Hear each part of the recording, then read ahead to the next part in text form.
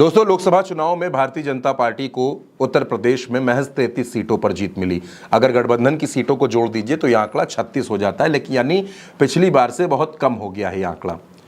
जयंत चौधरी ने 2 लोकसभा सीटें जीती उत्तर प्रदेश में। जयंत चौधरी पहले से राज्यसभा के सदस्य हैं। जयंत चौधरी को केंद्र सरकार में मंत्री बना दिया गया। कौशल विकास और शिक्षा में वो राज्य मंत्री बने हैं। उन्होंने शपथ भी ले ली और अपना कार्यभार भी संभाल लिया है। लेकिन अब पश्चिमी उत्तर प्रदेश में ही जयंत चौधरी को लेकर एक अलग तरह का माहौल देखने को मिल रहा है। संगीत सोम जो भारतीय जनता पार्टी से विधायक रहे हैं, पत्रकारों ने उनसे सवाल पूछा कि आरएलडी का ऐसा कहना है, आरएलडी को ये लगता है कि उसके आने की वजह से भारतीय जनता पार्टी को जीत मिली है। अब इस सवाल के जवाब में संगीत सोम ने एक ऐसा जवाब दिया जिसने उत्तर प्रदेश की राजनीति में भूचाल ला दिया है। संगीत सोम का वो बयान सुनिए। दोस्तों, संगीत सोम खुले शब्दों में कह रहे हैं कि ऐसा कुछ नहीं है, तमाम सीटों पर हमारी हार हुई है, तो उनके आने से कोई बहुत बड़ा फायदा नहीं मिला है। आने से बीजेपी को फायदा हुआ है या नहीं हुआ? मुझे नहीं लगता, क्योंकि हम जो सीटें जीत रहे थे हम उन्हें भी हार गए। और यही बात अब आरएलडी को चुभनी शुरू हो गई है।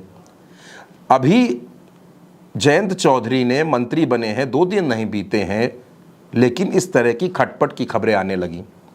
अब आरएलडी के प्रवक्ता है रोहित अग्रवाल, उनका ये कहना है कि संगीत सोम जो कह रहे हैं वो बिल्कुल गलत कह रहे हैं। हमारी वजह से भारतीय जनता पार्टी को कई सीटों पर जीत मिली, चाहे वो आगरा की सीट हो, चाहे फतेहपुर की सीट हो, वो तमाम सीटें गिनवा रहे हैं। और उनका कहना है कि जयंत चौधरी ने जिन जिन सीटों पर प्रचार किया वहां वहां भारतीय जनता पार्टी को जीत मिली है। इसलिए संगीत सोम के आरोपों में कोई सच्चाई नहीं है, वो गुमराह कर रहे हैं।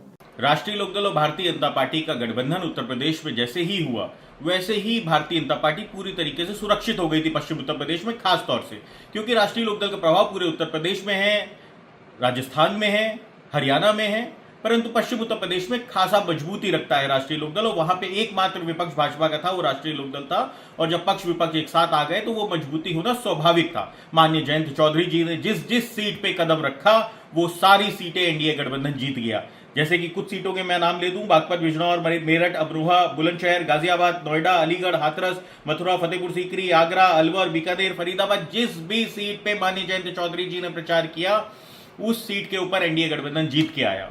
स्पेसिफिकली मुजफ्फरनगर सीट की अगर मैं बात कर लूं, जहां पे कुछ लोग अपनी व्यक्तिगत महत्वाकांक्षा के कारण और अपनी निजी कुंठा के कारण राष्ट्रीय लोकदल के ऊपर कहीं ना कहीं इल्जाम लगा रहे हैं कि राष्ट्रीय लोकदल उतना सहयोग नहीं कर पाया भारतीय जनता पार्टी का। सबकी सच्चाई ये है कि वहां पे भाजपा के खुद के कुछ जो नेता जिनको जनता ने 2022 में नकार दिया था वो अपनी विधायकी भी हार गए थे। संगीत सोम जैसे नेता, उन्होंने जयचंद का काम किया और पूरी तरीके से उन्होंने खुल के विरोध किया भारतीय जनता पार्टी का, जिसके कारण भारतीय जनता पार्टी मुजफ्फरनगर में हारी। मुझे लगता है कि इन लोगों को अपनी स्वयं की समीक्षा करनी चाहिए। ऐसे जयचंद बन के आप अगर स्वयं की पार्टी को ही कमजोर करते हैं तो फिर धरातल पे आपका कोई अस्तित्व जनता छोड़ने वाली नहीं है। दोस्तों, पश्चिमी उत्तर प्रदेश में आरएलडी को भारतीय जनता पार्टी अपने साथ लाई। अखिलेश यादव आरएलडी को 7 सीटें दे रहे थे, लेकिन जयंत चौधरी बीजेपी के साथ आकर 2 सीटों पर ही मान गए और वो दोनों सीटें जयंत चौधरी ने जीत भी ली। जयंत चौधरी मंत्री भी बन गए। लेकिन जयंत चौधरी को उम्मीद थी कि उनको कुछ बड़ा पद मिलेगा, कुछ ऐसे महत्वपूर्ण विभाग मिलेंगे जिसमें उनकी छवि और बड़ी हो जाएगी, वो और बड़े कद के नेता हो जाएंगे। लेकिन उनको 2 डिपार्टमेंट दिए गए, एक स्किल डेवलपमेंट है और एक एजुकेशन है। आरएलडी बड़े जोश में है, उसको लगता है कि उसके नेता मंत्री बन गए। जाहिर सी बात है, लंबे वक्त के बाद जयंत चौधरी पहली बार सत्ता सुख को दिल्ली में भोगने जा रहे हैं। उत्तर प्रदेश की सरकार में वो पहले ही शामिल हो गए थे और अब दिल्ली की सत्ता भी उनको मिलेगी। यानी जयंत चौधरी को तो लगता है कि उनके लिए सारे ग्रह बिल्कुल ठीक हैं, सब कुछ ठीक चल रहा है। लेकिन बीजेपी के अंदर से ही जयंत के खिलाफ आवाज़ उठनी शुरू हो गई है और ये अभी पहली आवाज़ है। आगे आगे देखिए, वक्त जैसे जैसे बढ़ेगा विरोध की आवाज़ें और बढ़ेंगी।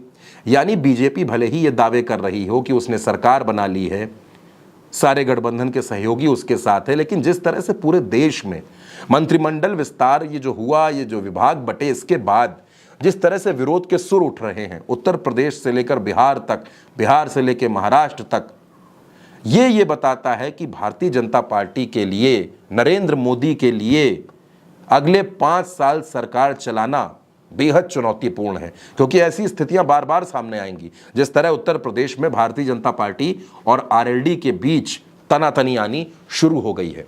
दोस्तों, ये खबर आप मेरे साथ उल्टा चश्मा यूसी पर देख रहे थे। मेरा नाम चंद्रकांत शुक्ला है।